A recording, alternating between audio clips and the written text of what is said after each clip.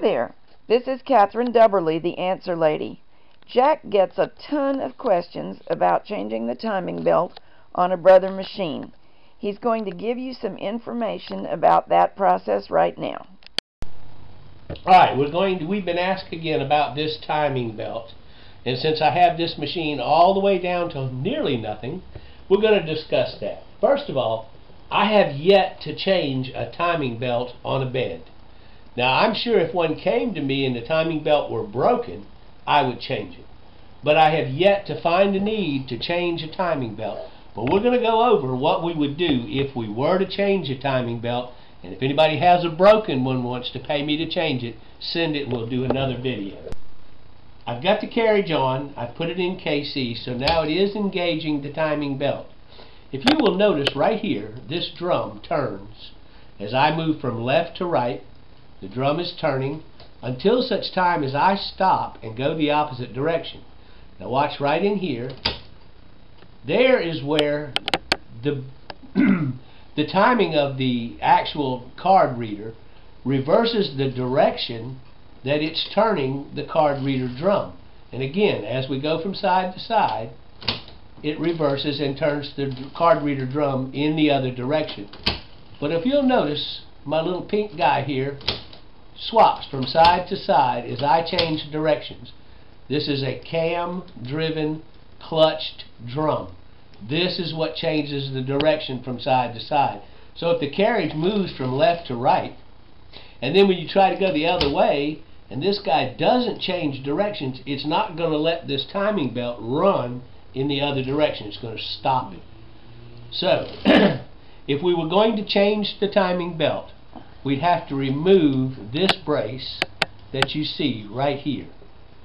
It helps to just lift this little guy off and get him out of the way. There's two screws right here on the end of the machine so that this brace will come off, because if you'll notice, the timing belt on the drum can't lift up without this brace being gone. Now we're going to stop and go to the other end of the machine for a second and show you what has to be done down there. Okay, this is Catherine holding the camera in hand now, so I apologize if it's shaky, but that's the only way we can see what we need to see.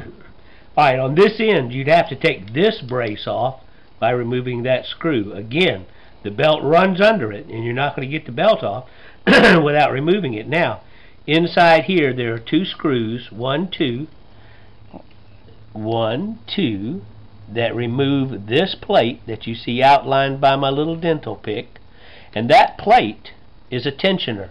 It holds a spring load on this drive wheel here. Hold on just a minute.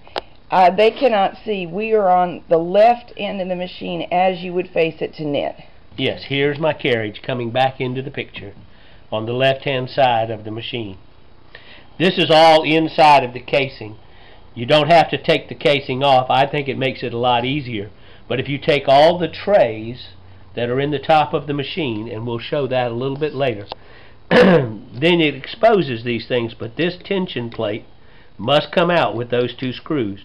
Then this is spring-loaded.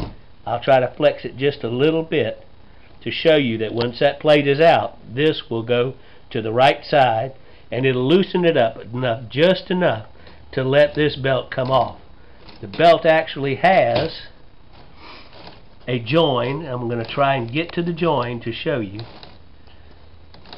You've probably all seen it. It comes past us as we knit. Right, yes. When I set them up, I try to put it on the back side so you may never see it. But there's a join in the belt that you would take off. Once the tensioner's off, you can pull. Here it is right here.